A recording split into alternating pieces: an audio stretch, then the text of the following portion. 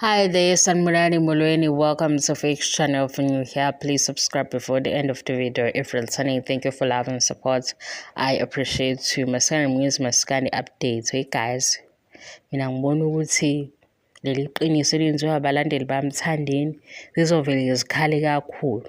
Abatetemayo basazoqhubeka betetema. Kuzoba inkinga nje we guys. Ngicela ukubuza ama-Red Nation anisangilungisi ngani phela nongiqhweba.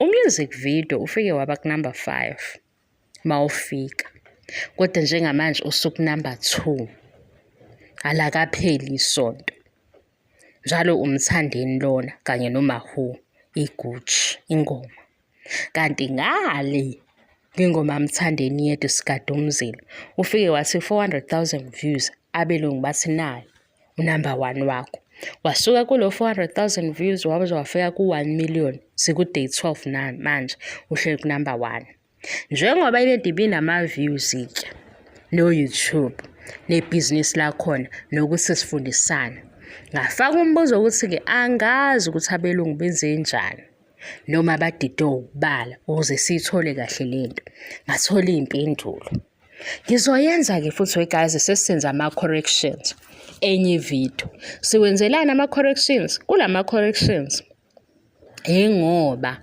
sithola impendulo yokuthi uma kungenzekanga kahle ekuqaleni kuvele kushone phansi inkinga manje lana besikhulume ngama-views asuke abamakhulu kodwa bangahlala ku-number 1 emva kwalokho basebeshona emuva kakhulu baya mhlampe ku-number 22 number 9 lapho ukuthi hawu ngama-views aphezulu kanje pho nikhahlelwa yini niyemuva senzelani lento senzela ukuthi siyi-understande sonke senzelani futhi ukuthi-ke silungise la dinga ukuthi silungiswe khona because ngale kokubhiyoza kwethu ngale kokujabula ngale kokuchomelana kune-artist edinga i-support yethu because njengoba becula nje lo mculo bawukhiphela ukuthi thina balaleli obalandeli si-receive music kwabo sibasupporte beqhubeke nempilo kuwukuthi-ke lana kwibhizinisi lomculo akufani nokudayisa amagwinya yazi ukudayisa amagwinya kunjani mhlawumbe ngenze isibonelo nje eMangosuthu University lapha eMangosuthu University kuba nama-container ngangazi kanjalo okudayiswa khona amagwinya kube khona umama okugcwala kakhulu kuyena omunye kungagcwali uyabona amagwinya-ke lawo amagwinya sehluke ngani ahluke ngokuthi mhlambe lo yamama upholoni wakhe uhlukile yabona lo pholoni noma into yakhe ino-cheese nopholoni noma into yakhe ke mhlambe inegwinya lona uqobo mhlambe usawoti noshukela kanti ku-music kunento efana nama-seasons ake ngithi nje le season mangabe ngithi 2023 to 2024 eyamthandeni kunesikhathi nje la kuba khona kushayina khona omunye ngizoke ngithathele nje lapha abe-hip hop ngithatha u-KO ngenze ngayo isibonelo kube khona unyaka la kwaba unyaka khona ka-KO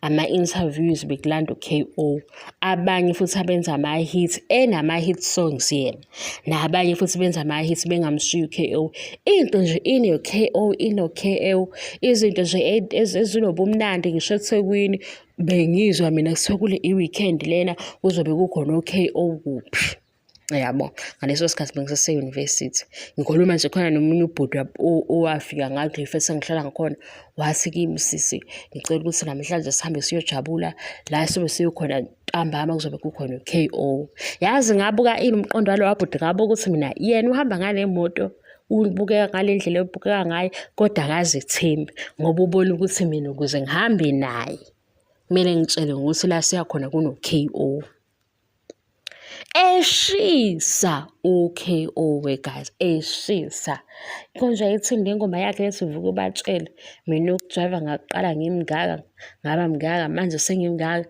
hey u-KO wayevale i-South Africa yonke yazi ukuthi ngixoxela nengane kwani ngize ukuthi i-understand lento u-KO kwakuthiwa nange eGoli kuthiwe nange eThekwini nange eCape Town nange eThekwini nami ngiyibuza ngithi wazi wamningi bo-KO ngathi bo-KO iy'ngoma zakhe Ngalesi sikhathi lezi okwakulandela lezi ngoma eno-AKA lawa athi Run Jozi and wayeshinto ekhona u-KO.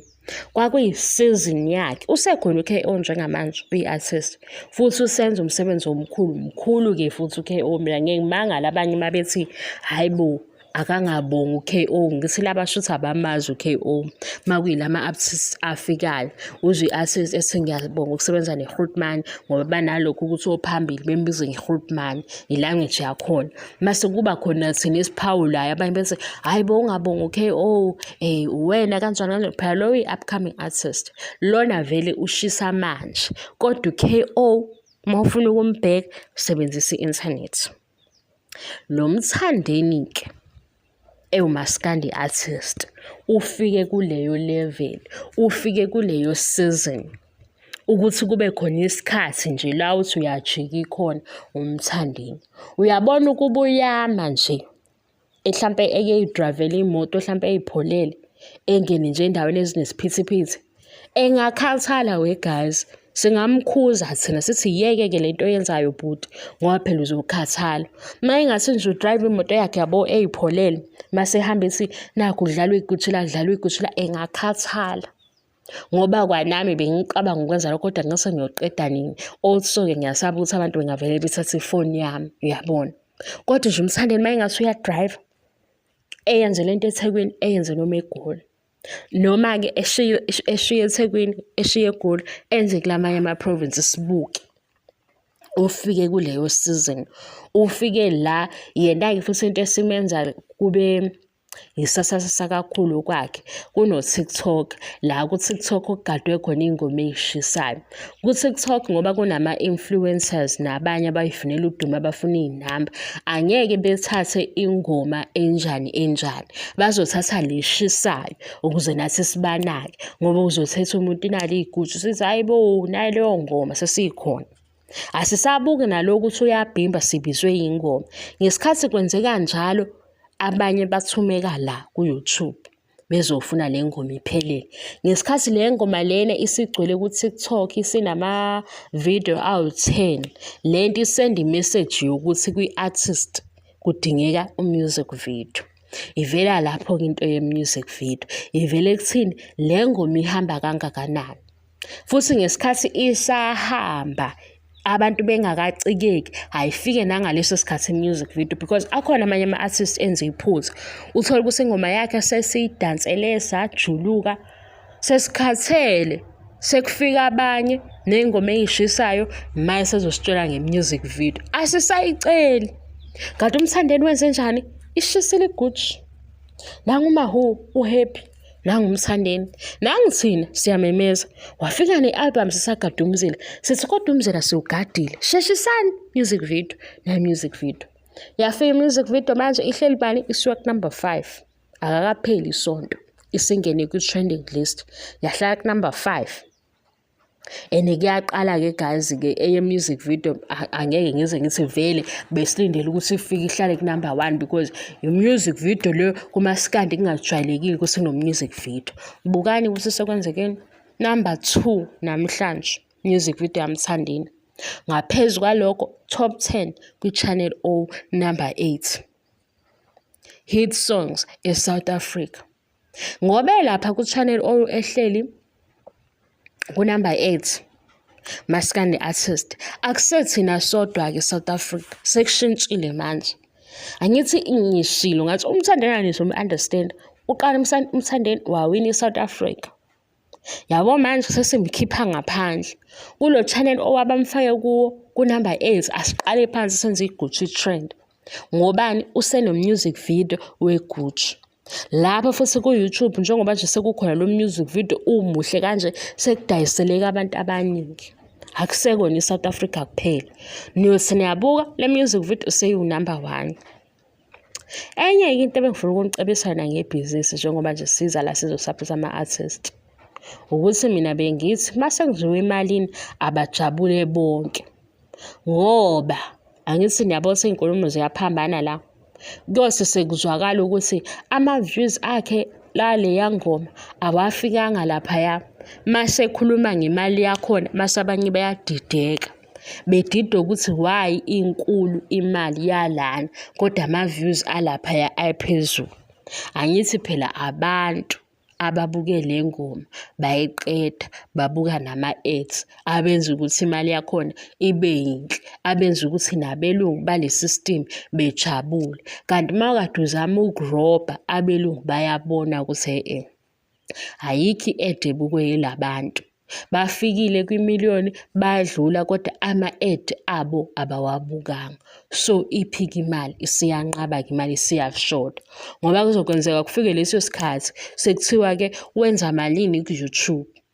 Bavele abanye beme ngokuthi sibaningi becabanga ukuthi iy'namba ey'ningi zizobizwa ngapha, zibizwe ngapha. Why kwangapha? Okwangapha kuyikhwalithi, kuneqiniso. Kodwa lokhu kwenziwa yini? Kwenziwa abantu. Asinga-blame-iki i-artist. Okubalulekile ukuthi thina i-support yethu ayibe right, ayibe yiqiniso. Ngizozama ukuthi ngibe nalezi iy'nkulumo ngendlela engikhuluma ngayo zibe right, ezinye zizohliphizeka ngoba ngisemudini yokubhiyoza. Nkosi yami, u-music video kaze usuke ku-number 5 waya ku-number 2. Ingoma eyedwa isuke ku-400,000 views yaya ku-1,000,000 ihleli ku-number 1. Into engiyaziyo nje ukuthi ngoba ikhuphuka nemali e-right ngoba isalobe ethe number 1. Nalo music video nje ngoba uhamba ususuka ku-number 5 uya ku-number 2 ukhuphuka nemali.